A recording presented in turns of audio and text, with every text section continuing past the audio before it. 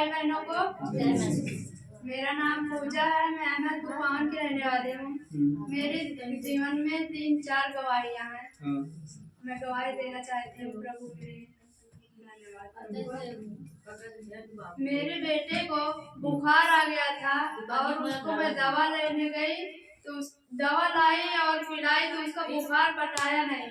फिर मैं परमेश्वर से प्रार्थना की कि परमेश्वर मेरे बच्चे का बुखार सही हो जाए और मैं अपने प्रभु के लिए उसकी महिमा के लिए गवाही दूंगी। फिर मेरा बच्चा उसी दिन से सही हो गया, उसकी लैट्रिन भी सही हो गई और बुखार भी चला गया। परमेश्वर मेरी गवाही सुनी, मेरी प्रार्थना सुनी और अपनी गवाही बना लिया। मैं उसकी धन्यवाद करती हूँ। और एक छोटी सी बिटिया है मेरे, उसको भी बुखार आ गया था। मैं उसको फिर दवा लेने नहीं गई, मैं परमेश्वर से प्रार्थना की और उसमें से तेल पानी उसका पिलाई और मेरी बिटिया भी सही हो गई। मैं परमेश्वर से यही विश्वास करती हूँ कि परमेश्वर जैसे सबको चंगा करते हैं उसी तरह मेरी भी प्रार्थना सुनते जाएं और मेरे बच्चों को चंगा कर देते हैं परमेश्वर। मैं उसकी गवाही कभी छुपाऊंगी नहीं, उसकी गवाही देती रहूंगी।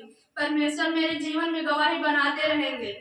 मैं फिर परमेश्वर से प्रार्थना की, परमेश्वर मेरी प्रार्थना तुम सुनते रहो और मैं आपकी महिमा के लिए गवाही देती रहूंगी। आप मुझे मजबूत करते रहिए परमेश्वर। मैं आपसे प्रार्थना करती हूँ पिता।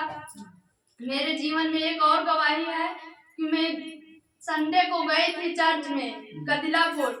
वहाँ मुझे कुछ नहीं हुआ, मैं सब प्रार्थना स्तुति जो भी वहाँ हुई मैं सब कुछ करके जब शाम के घर आई, उपवास थी मैं संडे को, और जब घर आए तो मुझे शैतान अटैक लगा दिया।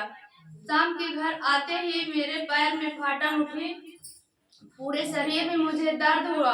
फिर मैं लेट गई और बुलाई दीपक भैया को, बोले दीपक भैया मुझे प्रार्थना करो, बहुत दर्द हो रहा, मेरे हाथ पैर में बहुत फाटन हो रही है। फिर दीपक भैया प्रार्थना करें, लेकिन मेरा दर्द पीड़ा वहाँ से शांत नहीं हो रहा था, बहुत बढ़ गया था।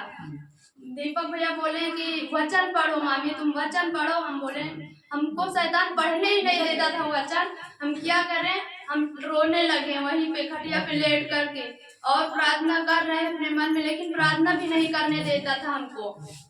बहुत परेशान हो गए। फिर हम कदिलापुर फोन लगाए, वहाँ चलैयापुर अपने मामी के पास। फिर वहाँ से प्रार्थना करवाए, वो बोले कि नमक और पानी ले लो आप और हम प्रार्थना करते हैं। फिर गिलास में पानी ले करके उसमें नमक डाल के हम प्रार्थना किए, वो भी प्रार्थना किए। हम पीने जाते थे तो वो पलटी हो गया, पीने से पहले ही पलटी हो गया हमको। बोले मामी बोले हमारे कि ये लगता है पलटी के साथ ही निकल के आएगा जो अंदर है। तो हम बोले ठीक है, पलटी के साथ ही निकल जाए तब भी हमको सुकून मिलेगा। फिर हम पानी पिए, उसके आधे 1 घंटे बाद हमको आराम मिला। फिर हम परमेश्वर का धन्यवाद बोले और हम थोड़ी आधी रोटी खा के पानी पिए प्रार्थना करके। फिर हमको उस दिन से कुछ नहीं हुआ। हम बोले परमेश्वर हम आपकी गवाही देंगे।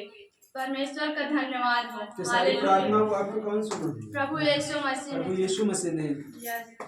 और आपके जो बच्चों को बुखार आता था वो दवा के माध्यम से ठीक हुआ कि प्रार्थना के द्वारा? प्रार्थना की दुआ से सही हुआ है। और आपके पैर में जो जलन थी, जो पैर फट रहा था, वो प्रार्थना के द्वारा सही हुआ? हाँ, प्रार्थना की ही सही हुआ।